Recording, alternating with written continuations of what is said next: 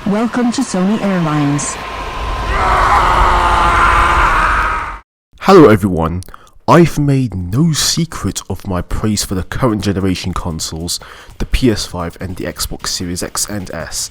I've been playing on these systems for around 2.5 years now, and the improvements and quality of life features they have been genuinely beneficial for my gaming experience. Load times that are as fast as Sonic the Hedgehog, controllers that finally feel like they're well built for once, and show off some truly next generation features to the table, and features that set each console apart from each other, the activity cards on the PS5 and quick resume on the Xbox Series consoles.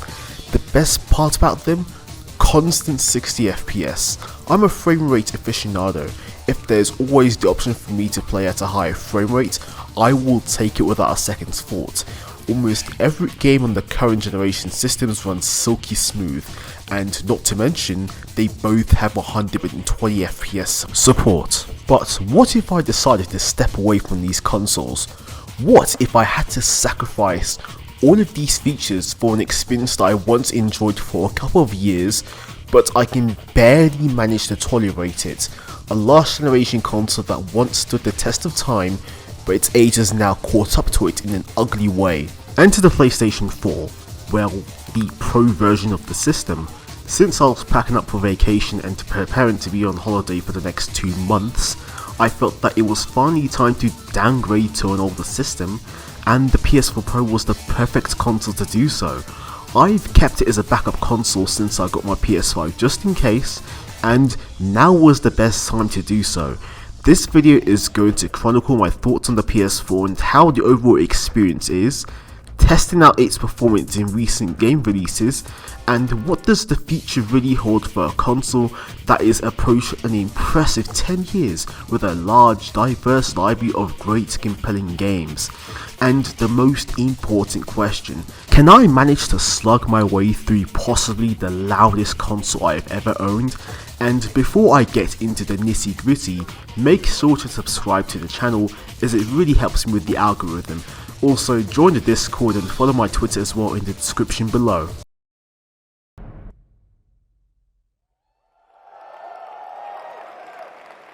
The PlayStation 4 released 10 years ago in November 2013 with a fresh, clean slate on how difficult the PS3 era was for Sony. $599 US. The console was developed with the intention of not only being a social, connected console, but one that would be beneficial in having a clear focus on gaming. It was also designed to be much easier for developers to take advantage of the console's hardware after how much of a fucking nightmare PS3 proved to be when it came to game development. The system also benefited from the missteps of its competition, whilst the Wii U found itself struggling to justify its existence with a confusing marketing strategy, and the Xbox One, it found itself in the firing line with its anti-consumer DRM and used game policies. Sony was able to capitalize on this by offering what people really wanted, a console squarely focused on video games. And while it had a really slow start in its early years, over time, the PS4 built a reputation for having a renowned selection of games, from first-party franchises like The Last of Us, Uncharted, God of War, Spider-Man, to strong third-party hits like Red Dead Redemption 2, Persona 5, Nier Automata, to name just about a few. The system also received 2 major revisions, the Slim, which was released in September 2016, followed by the Pro in November 2016. The PS4 Slim was a smaller, lighter version of the original console, whilst the Pro was squarely focused on delivering a dynamic 4K experience as 4K TVs began to hit the mainstream. As I mentioned before, I have a Pro, and I could probably give you a short overview of what the system is like. The front of the console is a 3-stack design, similar to its base counterpart, with power and eject buttons on the left hand side. They are both mechanical buttons compared to the touch-sensitive buttons on the original console. It also has 2 USB ports. The back of the system has the vents for pushing out air and a kettle power port. The Pro obviously requires more power usage, so it kinda makes sense why they went for kettle cable compared to a figure of 8 with the base consoles. There's also an HDMI 2.0 port, an Ethernet port, an auxiliary port for connecting your PlayStation camera if you wanted to stream gameplay with Facecam or play PSVR, and an additional USB port. Why is this very advantageous? If you're connecting an external hard drive, for instance, it feels somewhat messy just hooking it up to the front of the PS4 or its similar counterpart. With the Pro, you can just hook it up at the back and just hide it there, making things a bit less messy. It's a minor thing for most people, but I prefer to hide my external drives at the back. So we've gone through the brief history of the PS4 and how the system looks like in terms of its hardware, but you guys want to see how the PS4 really holds up when it comes down to the games that are truly testing its hardware limits. Cross-generation titles.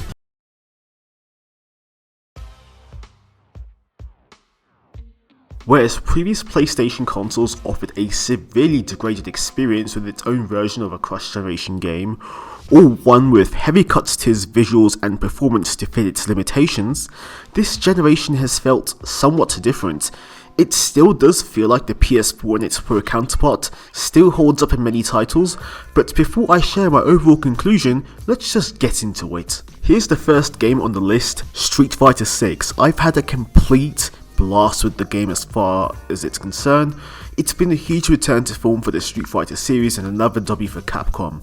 The mechanics are tight and bring some much needed life to the gameplay, especially with drive impact moves. It's incredibly accessible with a choice of classic and modern controls, and while I haven't tried it as often as playing online in a battle hub or training in a fighting ground, World Tour expands the Street Fighter story in a huge way. But how does it perform on a PS4? Immediately right off the bat, you can tell just how limiting a 5400 RPM hard drive can be when it comes to loading assets. In the fighting ground where PS5 can load character models instantaneously, the PS4 struggles to catch up. It takes around 20 seconds for characters to load up on the character select screen. It surprisingly loads fine when it comes to the actual fights, but load times for both World Tour and Battle Hub take considerably longer. The game does look really good on a PS4. On the Pro, it looked great on a 4K display, but I could tell that it's not exactly native 4K, more so it's running at 1440p. The first thing you notice easily from the get-go is that per pixel motion blur has been turned off, and the physics for some of these stage backgrounds have also been disabled, since I'm pretty sure the Jaguar CPUs on the PS4 can't readily handle them. Character models do feel pixelated, but the detail still remains. What's pretty interesting about this version was that Capcom, they were able to keep the muscle deformation tech on the PS4 version, but they didn't do so for the Series S, which is a more powerful system. Performance wise, normal fights run at a constant 60 FPS. The Battle Hub does try to target 60 FPS, but with an increased area of scale, it never usually manages that target, and it does feel jarring to play. World Tour mode is easily the most taxing part of the game. It just doesn't feel as smooth on last generation consoles. Traversing around Metro City always yields frame rates of around like 40 FPS, and when you go into an actual fight, it drops at a locked 30 FPS, which is just jarring compared to the rest of the game. If you look much closer with character models and environments, they load at a much slower pace, and you can really just tell that the PS4, it's struggling to load all of these assets in real time. To Capcom's credit though, they've managed to squeeze as much power out of the PS4 with this game, and every one of their games using the RE engine has been well optimized for it. But with every recent release, with the likes of games like Resident Evil Village, Resident Evil 4 Remake and Exo Primal, you can tell that the engine is pushing the console to its limits, and the sacrifices made to get performance at a good level shows. The I/O difference is significant, but not entirely a deal breaker, but you can tell that the PS4 is just that much slower to load in general. This is a really good version with some compromises, but if you're still owning a PS4, I do think Street Fighter 6 is worth your hard-earned cash. Next up on this list is Gran Turismo 7. This was one of the first games that immediately convinced me to purchase a PS5 on release, but Sony also decided to release a PS4 version to make up for the millions of people who still weren't able to upgrade at the time. Gran Turismo 7 is almost a complete match for the PS5 version. It runs at a silky smooth 60 FPS without any hitches whatsoever unless you crank up the amount of AI cards and brain physics, and the game looks fantastic on all versions. On a 4K display you can tell that it's not exactly native 4K, but it comes pretty close to the full-fat PS5 version. The biggest difference visually is that replays are still 30 FPS on PS4 versus the PS5, but you can make them 60 FPS if you set the system to 1080p and disable super sampling, well, but if you have a Pro at least. But the load times are significantly worse on last gen. On the PS4 Pro, it took around 20 seconds to load into a race, whereas on PS5 it's almost instantaneous. This is where the PS5 really shines in comparison to its predecessor's I/O setup. Gran Turismo 7 does feel like they've built up a lot from the technology they've developed with Gran Turismo Sport, and it really shows, but it's the load times that really make it hard to keep playing on the PS4 or Pro. At least on a Pro, it's going to load much faster versus a base PS4, but like I said, nothing touches how fast the PS5 can load up Gran Turismo 7. First of all, I did not lie about Sonic Frontiers. The game is actually a decent Sonic game after years of L's for the Blue Hedgehog. Traversing around the open world was a fun experience alongside some pretty good combat for a Sonic game, and it has one of the better stories for a Sonic game in a long time. I enjoyed this game so much that whatever Sonic team is cooking up for the sequel, I'm super optimistic. But how does Sonic Frontiers manage on PS4? I'm genuinely surprised that for the large open world that it has, the load times are shorter than I expected. Probably around 20 to 30 seconds, give or take. To sweeten the deal, Sonic Frontiers manages to have tutorial minigames to make up for the load times, and for older consoles like the PS4, it benefits them in that you have at least something to play and try out as the game is loading. What does affect the game is the level of popping that can be experienced while exploring the open world. Yes, it affects every platform, and seeing a bunch of rails popping randomly is jarring, but once again, the PS4 is struggling to load all of these textures on the fly. Not as bad as some of the other games that I will be covering, but it's still really noticeable when you really look that much closer. What's really disappointing about the PS4 Pro version is that the system is so underutilized when it comes to extra visual features. The game looks like it's running at 1080p, and for a console that's supposed to be a dynamic 4K machine, I think getting Sonic Frontiers to run at 1440p at 30 FPS would have been a much better situation. Sonic Team definitely did position PS4 as the lead platform for this game, but if you're using the Pro you get virtually no benefits over using a base PS4, and on PS5 at least you have two options, native 4K at 30 FPS and 1800p at 60 FPS, which obviously looked miles fucking better. Sonic Frontiers runs and looks fine on PS4, it's just a shame that the Pro version was so underutilized in terms of the extra visual features in mind. There could have been something to take extra advantage of, but as a cross generation, it definitely does feel like it was designed with the last generation Sony console in mind, with the PS5 offering 60 FPS, better load times, and better visuals if you want a more fluid experience. Now, this is an underrated game that I haven't played much back on PS5. Guardians of the Galaxy is just immensely overlooked after how awful the Avengers game had turned out to be.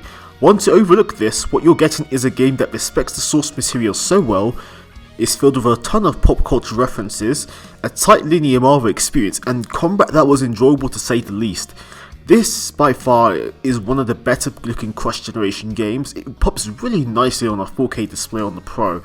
The load times are kind of long compared to the PS5, but not as bad as I thought it would be. Performance, however, it's a bit inconsistent, but this game just doesn't run as well on both PS4 and PS5. There was one cutscene where it dropped to 20 FPS, but apart from that, it was maintaining a solid 30. Guardians of the Galaxy is a pretty good game from what I played of so far, but this is a situation where both last generation and current generation console versions, they weren't really as well optimized. If you want the 60 FPS on the PS5 version, it's gonna like render 1080p, but it's worth the performance hit. But on the PS4, it's not a bad version at all, at the very least. Riders Republic is a pretty interesting title and also one of the first big cross-generation games that Ubisoft were looking to push with the remainder of 2021. It's an interesting concept where they've expanded Steep's ideas into a full-blown game focusing on a mix of snowboarding, BMX and bike racing, all mixed up with the ability to whip up some amazing tricks. I like the concept and it definitely draws some inspiration from Forza Horizon with its core hub, but the controls and physics just don't really feel good to me personally. How does the PS4 version stack up? Right off the bat you can tell that the system holds its own.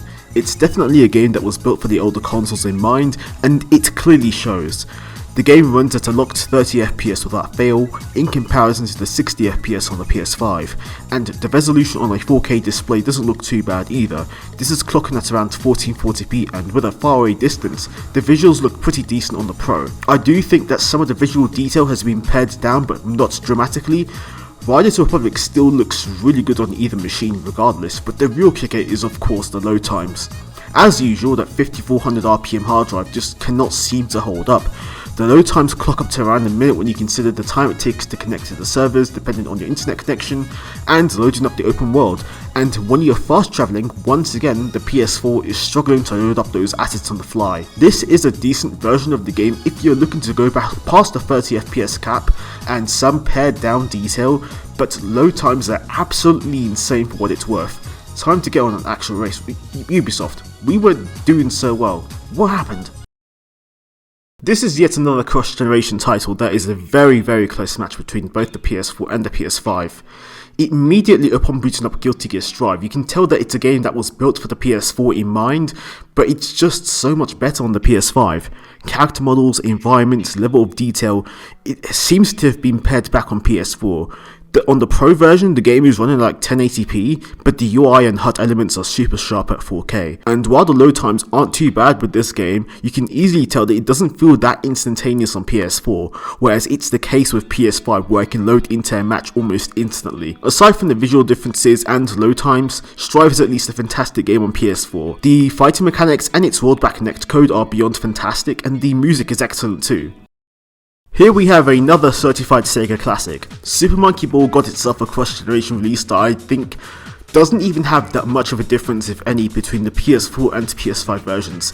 The only difference I can say is that it's yet another title running at 1080p. It's a common theme with Sega's cross-generation efforts where they're leading development on base PS4, but the Pro is largely ignored save for some minor advantage in frame rate.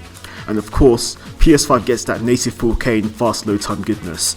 Banana Mania runs and looks like a dream. The fact that the stages are remakes of the original games back in 2001 and 2002 really help because the PS4 doesn't need to put in that much work in loading up the levels. The load times are insanely short and the game locks in at a clocked 60 FPS. This is a really good version of the game save for the resolution which was underutilized on the Pro. Here's one more game to round up the selection of cross-generation games that I've installed on my PS4. The first Redout was a visual marvel regardless of what platform you were on at the time, and it's pretty awesome that they've brought in a sequel. Since Redout 2 was cross-generation and was available on PS Plus Extra, I figured it would be a good time to look at this game and see how it fares on the PS4. The original game ran at 60 FPS but at just 1080p on both the Pro and the PS4. Immediately right out the gate, I'm being met with a presentation that looks extremely fuzzy on a 4K display. It's passable on a 1080p screen, but I think this game is rendering at 1080p at the very least. Whilst the load times aren't too long for a futuristic racer like Redout, you can immediately tell the disadvantages of a hard drive just from looking at the cutscenes. The PS4 is struggling to load these assets in real time, and if anything, even the visual detail seems to have been cut back, especially with textures and aliasing across the environments. And it comes at a cost with performance. It's 30 FPS, which for a race like this isn't the best if you want that sense of speed, that sense of fluidity. Redout 2 is still a pretty decent experience of PS4, but honestly I just recommend playing it on PS5 because it will look much better, much smoother at 60 FPS, and it isn't hamstrung by the limitations of a hard drive.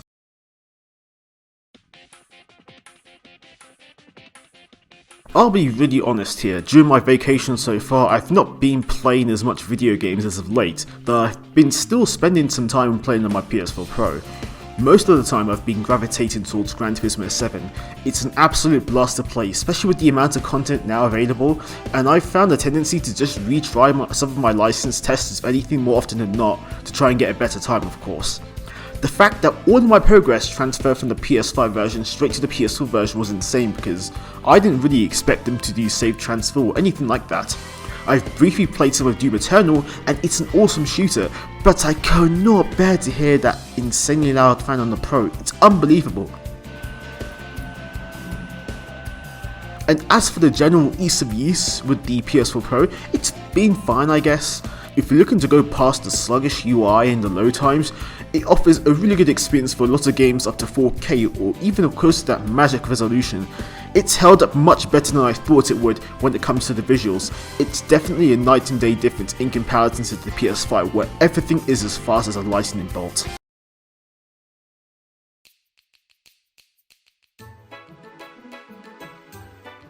I think the future for the PS4, its Pro counterpart, and by extension the Xbox One and its X upgrade, is looking more and more likely to fade away within the next year or two. Almost every cross-generation game I've tested happens to suffer with a common theme: a slow hard drive.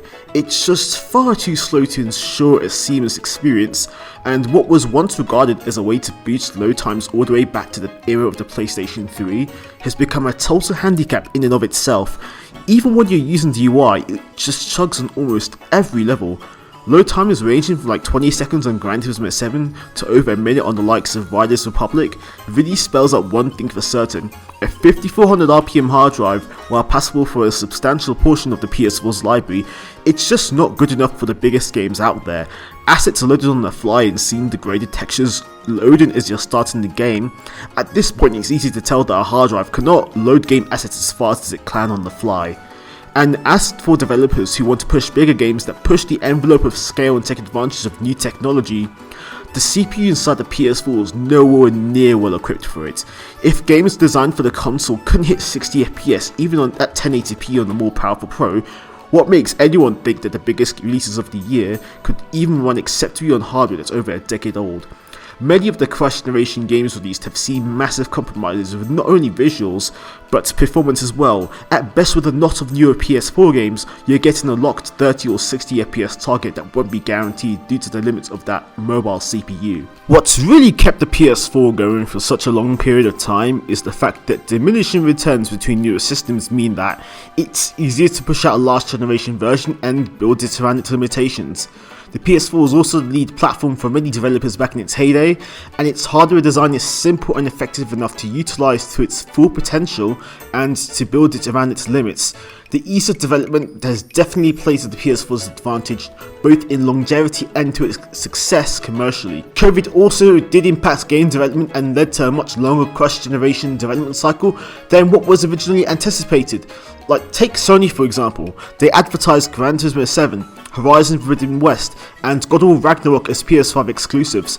But because of the large PS4 install base, and the fact that the new consoles caught up in the chip shortage, the PS4 got those games, and not to mention they are built around its hardware as well. It's just that you get the bells and the whistles on PS5. Games still look amazing on both the base PS4 and the Pro, and it's hard to believe that this is the same console from a decade ago, pushing out hit games that people would be buying a whole new console for.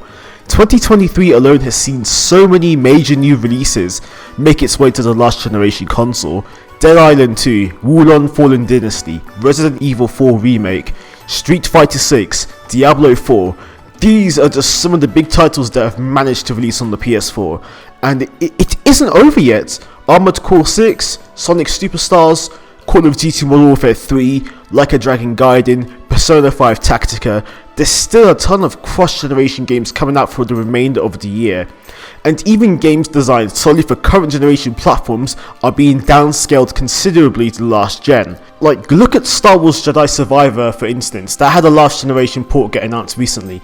How they will ever get that game running on last gen consoles, considering the state of the game on current generation and PC, that's something we'll have to see when that eventually releases. But if I'm absolutely being honest, 2024 is the last big cross-generation year, if anything. So far, the only big games that I feel that are getting a release on the PS4 at this point, Bandai Namco still have Naruto Connection, Sandland and Elden Ring's DLC, Shadow of Erdtree, releasing.